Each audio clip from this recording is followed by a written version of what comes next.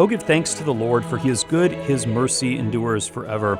Welcome to Faith Matters with Phillip Campbell. This is a Catholic variety program, and we are broadcasting on Good Shepherd Catholic Radio out in Jackson, Michigan.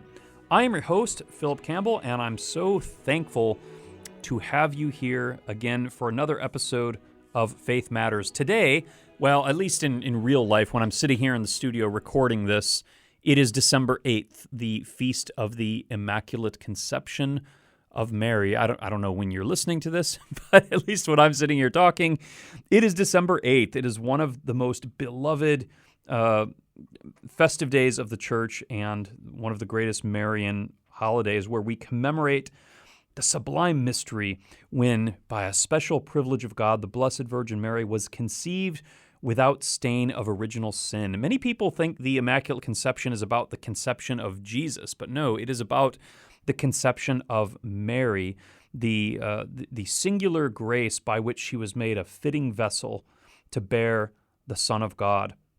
It reminds us of just all the wonderful privileges that God has bestowed upon Our Lady. And I was thinking, coming in here to record today, I was thinking, what can I do about the Virgin Mary? Can we go through the traditional teaching of the Immaculate Conception or something about Mariology? And I thought, I've got quite an interesting story in my own life with Mary, a background with Our Lady. And I thought I'd just talk about what Mary means to me and a little bit of history. I've talked before on this program and on some of the fundraisers I've done here at Good Shepherd Catholic Radio about a little bit about my history coming into the faith when I was a young man.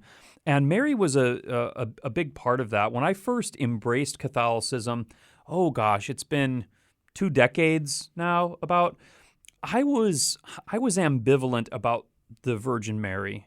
Now, I wasn't really raised with any religion, so I didn't really have any religious prejudices against it growing up. I wasn't necessarily opposed to it. And I think coming into the church, I had certainly studied enough to understand its theological framework. I mean, I understood the theology of why Catholics venerate the Blessed Virgin Mary. But I questioned, I think, whether I could integrate Marian devotion into my spiritual life. Like, could Mary ever become an object of love? Or was she just going to become an abstract proposition, right? Now, I had dabbled in Protestantism a little bit before I came into the church. Not very long. I mean, two years maybe. But those 2 years were enough to leave me with a residual mistrust of the prerogatives that Catholics assigned to Mary. And part of this is like I was bouncing around very low church, very very fundamentalist Protestant churches that had an extreme level of hostility to Catholicism. And so I heard, all the things that Protestants accuse Catholics of with regards to Mary, that we worship her, that she replaces Jesus, that we care more about Mary than Christ, and all this stuff. So it kind of left me with a residual mistrust of the way Catholics viewed Mary, that she was somehow replacing Jesus in the lives of Catholics. And I had this kind of prejudice that Catholics were too obsessed with Mary. I remember one day when I was very early just getting used to Catholicism, I went to a daily Mass somewhere, and I went in, and I still didn't even really know what the Mass was, but I was sitting there, and right after the Mass was over, this elderly gentleman came up to me, and he tapped me on the shoulder, and I said yes, and he kind of had these, with these wide eyes, and he said, "Have you ever heard of Fatima?" And I'm like, "What?" And he starts telling me about Fatima, and I was, I love the story of Fatima now, but at the time I was not prepared to hear it. He starts telling me about the miracle of the son and the kids, and I was just like, "What is this?" So it kind of I was like, "This is crazy." But eventually, I worked my way through all that stuff. I began to get to know actual Catholics, and and saw that this idea that Catholics, we don't know Jesus, but we think Mary is the most important, or we idolize her. This is really just a slander with little basis in fact. And as I started preparing to enter the Catholic Church, I started praying the rosary. And I remember praying the rosary first when I was 19. I had one of those little, those little cheapo plastic rosaries that are like ubiquitous on the back tables of every Catholic parish in the world. I had one of those little plastic rosaries. And I remember the first time I prayed it, I had read about it. I'd read about people's experiences with it. I had a little pamphlet. I had a little fold-up pamphlet that explained how to pray the rosary. And I remember doing it. I felt like it was something very dirty. Like Keith just gave me a shocked look here in the studio. He's like, what did you say, sir? Now he's laughing. It felt like something dirty. Like I don't know. The rosary was like the epitome of like what ignorant old lady Catholics do. They sit there and they mumble with their rosaries, So I was like, oh, I'm 19. Am I going to be an old Catholic lady here with this rosary? So I don't know. I just felt like it was well, let me put it this way. I took the rosary. I went to work with it. I was a janitor. In a Presbyterian church, in the First Presbyterian Church of Brighton, Michigan. Very big church, very historic old church. I was the nighttime janitor. It was about the coolest job you could want at 19. I got to just hang around the church after hours alone and just, clean it and whatever. But so I had the rosary and I went into a room and I huddled behind a locked door and I kept the lights off. And I prayed the rosary. I sat there behind the door in the dark praying the rosary. Like I was terrified that someone would see me with it, and, like, what is that? What do you got there? So I prayed through the rosary and I remember the experience and it was kind of strange. It was something I was doing more because I thought, this is what Catholics do than because I had a deep love for the Blessed Mother. I just was like, well, if I'm going to be Catholic, I got to get used to doing this. And so I went through the pamphlet and I prayed it. And, I just thought it was kind of strange. So at any rate, I put these, I just kind of said, okay, I'm just going to have faith that this will all work out. And I put the misgivings behind me. I entered the church on the Feast of St. Francis of Assisi in 2002, and I thought everything was cool. I don't think I prayed the rosary regularly. I kind of, sometimes I forced myself to do it, or I did it with, when I was sitting in line for confession and all the people were doing it together, I'd say it. But I faced some new challenges when I went to live abroad in Austria in 2003. I was a student at Ave Maria College, and Ave Maria had a satellite campus in Gaming, Austria, and I did a semester there. And there in Austria, in the old world, in the heart of the ancient Holy Roman Empire, Marian devotion was something entirely different than I'd experienced here in Catholic parishes in the United States. It was not a theoretical proposition. It was not some theological structure. It was a way of life. It was in the culture. There was gilded statues of the Blessed Virgin adorning columns in village squares. In the town I was staying in the town center, there was like the crossroads, and then there was like a pillar of the Virgin Mary with a crown of stars above her head in the center of the town.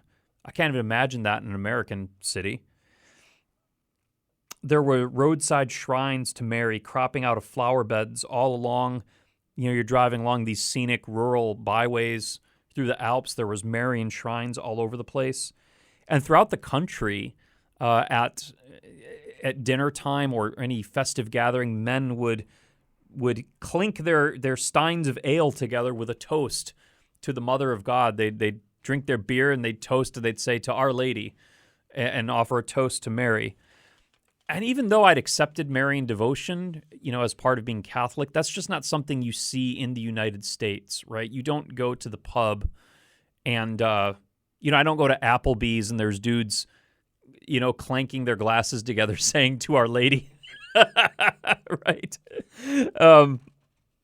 So I remember feeling a little put out by all this. It was almost too much. It was like the same experience when the old guy tried to tell me about Fatima too early. It just was a lot. Now, I see now in retrospect that while I recognized the theological place of Mary in the economy of salvation, I really had not anchored my affections to her. I knew what it was to accept Marian doctrines, but I didn't really have a sense of what it meant to love her or to feel piety towards her. And I started to wonder at the time when I was in Austria, having these experiences, whether I would ever feel that kind of spontaneous affection that these Austrians did when they toasted their drinks to her. I wondered, it seemed to come so natural to them. They grew up and lived and breathed in an atmosphere where reverence to Our Lady was everywhere. Even streets would be named after her. You'd have roads in town that would be like Mariastrasse, just a street named after Mary. So I was thinking, would this ever feel natural to me, being raised in the United States and not being raised around Marian devotion? Well, praise the Lord, it did come in time, but it took many long years because I just kept immersing myself in the practice and the customs of the church, right? Thousands of evenings over those 20 years by candlelight, praying the rosary, running those beads through my fingers. Every year, year after year, scores of Marian feast days observed in that liturgical cycle. The Immaculate Conception on December 8th, but also the Solemnity of Mary, Mother of God on January 1st, the Purification on February 2nd, the Annunciation on March 25th, the Assumption on August 15th, and the Holy Name of Mary on September 12th. And those are just the major ones. It came to me gradually through doing things like driving half an hour to my parish in Ann Arbor, Old St. Patrick, or going to St. Thomas the Apostle to walk in the solemn Candlemas processions in February in the ancient Latin rite, singing hymns honoring the mystery of Mary's role in salvation history. It came to me gradually from numberless, I couldn't even think of how many times, quiet afternoon visits to Marian shrines or grottos in countless parishes, chanting the Salve Regina in moments of devotion or the Regina Caeli in Easter, or just making the sign of the cross whenever I saw Mary's image. So over the years of kind of immersing myself in the church's Marian heritage, I came to really cherish the Mother of God deeply. I can't say when it changed or when I started to feel that pious sense of real love for her, but it did change. I came to love her deeply. And now whenever I see a picture of her, my heart smiles, my eyes light up like a man in love seeing his beloved. Out by where I live in Grass Lake, we have the Pious Union of St. Joseph, and there's this beautiful, to the left of the altar, there's this beautiful statue of the Blessed Virgin that's always adorned with a crown of flowers depending on the season. I love stopping in there and praying in front of that image. If someone were to go through my cell phone, I got a bunch of pictures of it. I'm always taking pictures of this statue because I love it so much. When I'm passing through any town, really, if I travel a lot, and if I'm passing through a town and I see a Catholic church, I stop. And if they have an outdoor, like a grotto or a Marian shrine, I will kneel before it and say a few Aves. Sometimes if the shrine is cluttered, like with branches or dead leaves, I clear them out. Sometimes I bring bouquets of flowers or roses and leave them there as prayers. I even built a Marian shrine in my own yard, and I had it consecrated so I could honor her better on my own soil. And I've noticed over the years that when I really want to pray intensively for someone, I do so before an image of Our Lady. And I, too, have offered toasts in her honor. I'm one of the guys that clanks the beer stein now, and it says, "To Our Lady."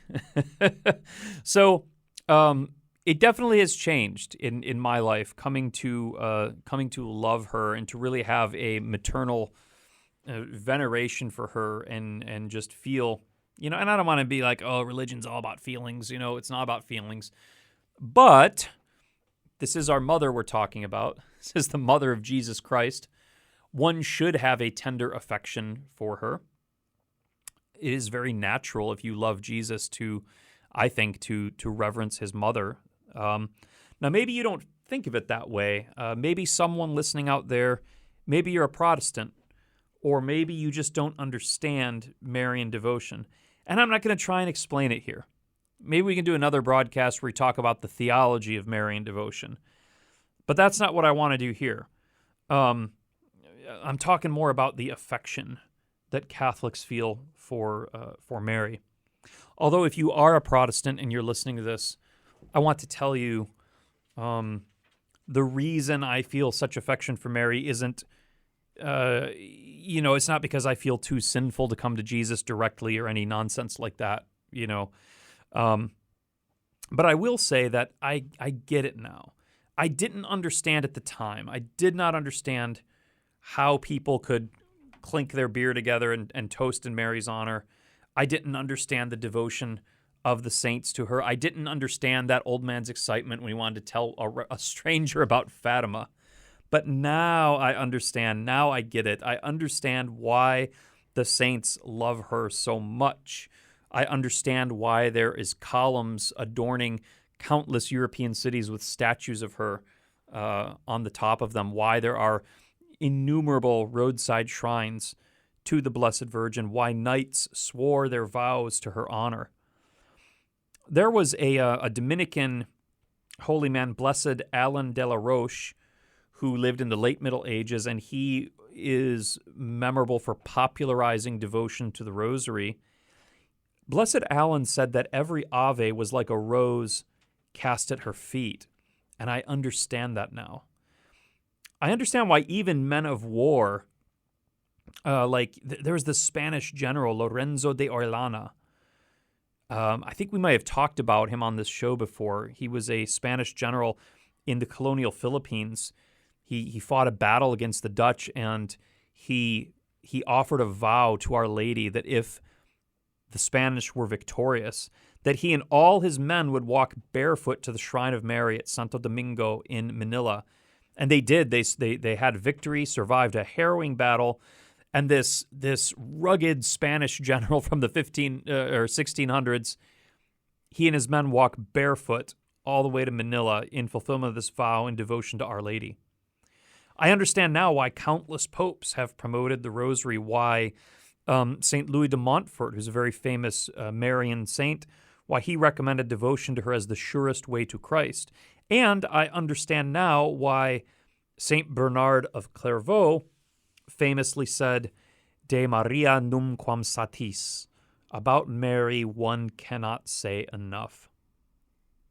Now, having walked this long journey of coming to love and reverence the Blessed Virgin, it was especially wounding to me to see back in August the